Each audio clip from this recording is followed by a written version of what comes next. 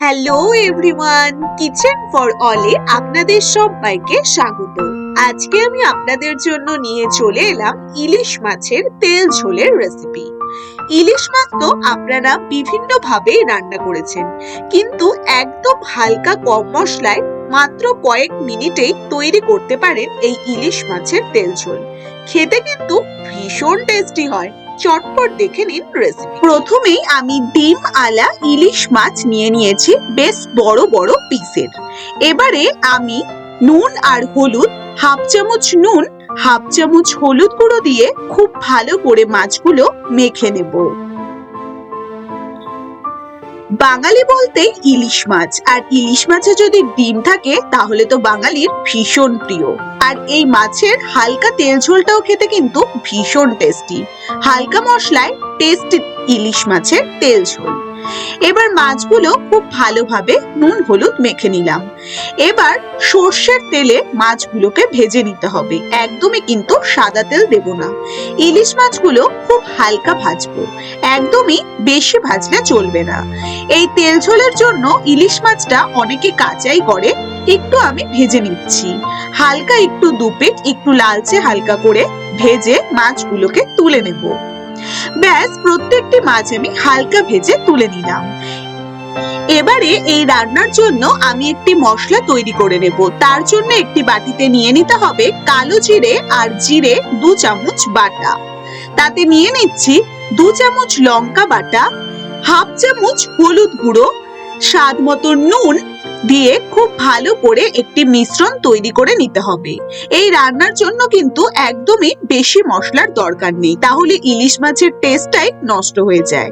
এবার মশলাগুলো খুব ভালো করে একটি বাটিতে ফেটিয়ে নিন। এইভাবে খুব সহজেই মাছ রান্না করা যায়। এবার আমি সর্ষের তেল দিয়ে দিয়েছি কড়াইতে পরিমাণ মতো। এবার তাতে দিয়ে দিলাম হাফ চামচ কালো জিরে। এবার ফোড়নটা হালকা নাড়াচাড়া করে তাতে দিয়ে দেব যে বাটিতে আমি মিশিয়ে রেখেছি সব মশলাগুলো এবার তাতে দিয়ে দিলাম তেলের মধ্যে। মশলাটা তাহলে বারে বারে দিতে হয় না, আর সব মশলা একবারে মিশিয়ে নিলে একদমই পারফেক্ট স্বাদের হয়। এবার সবকিছু মশলাটা তেলের মধ্যে দিয়ে খুব ভালো করে তেলের মধ্যে নাড়াচাড়া করতে হবে 2 থেকে 3 মিনিট। হালকা একটু মিডিয়াম ফ্লেমে রেখে খুব ভালো করে মশলাগুলো প্রথমে কষিয়ে নিন। প্রথমে মশলাটা হালকা কষিয়ে নিয়ে তাতে দিয়ে দিচ্ছি বড় কাপ দিয়ে 1 থেকে 1.5 কাপ মতন জল। প্রথমে দিয়ে দেব 1 থেকে 1.5 কাপ মতন জল। এবার জল দিয়ে একটু হালকা নাড়াচাড়া করে দিন, যাতে মশলাগুলো সবটার মধ্যে ভালোভাবে মিশে যায়। একটু হালকা নেড়ে নিয়ে এবার ঝোলটা যখন হালকা একটু ফুটতে থাকবে তখন তার ওপর দিয়ে দিতে হবে ভেজে রাখা ইলিশ মাছগুলো। প্রত্যেকটি মাছ আমি একে একে দিয়ে দিলাম। এবারে মাছগুলো একটু হালকা উল্টে পাল্টে দিন, যাতে 2 সাইডে মশলাগুলো বেশ ভালোভাবে লেগে যায়। এবার যখন একটু হালকা ফুটে আসবে তখন তাতে দিয়ে দিন বড় কাপ দিয়ে আরো হাফ কাপ মতন জল, কারণ এই মাছের তেল ঝোলটা একটু পাতলা পাতলাই ভালো লাগে, একদমই গাঢ় হলে ভালো লাগে না। এবার আমি উপর দিয়ে দিলাম, যারা ঝাল খেতে পছন্দ করেন তাদের জন্য 4-5টা কাঁচা লঙ্কা। এবার ঝোলটাকে হালকা একটু নাড়াচাড়া করে মাছগুলো যাতে ডোবো ডোবো ভাবে থাকে এইভাবে রেখে যখন ফুটতে শুরু করবে তখন ঢাকা দিয়ে রাখুন মাত্র 5 মিনিট। 5 মিনিট খুব ভালোভাবে ঝোলটাকে ফুটিয়ে নিন।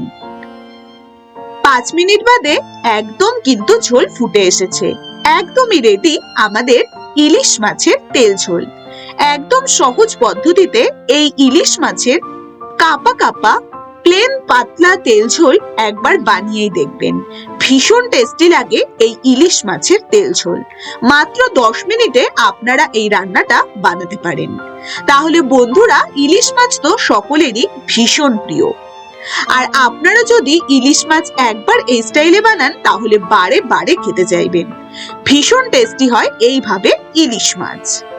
আপনারা তো বিভিন্ন স্টাইলে ইলিশ মাছ তৈরি করেছেন, একবার না হয় হালকা মশলায় এই রান্নাটি করেই দেখুন।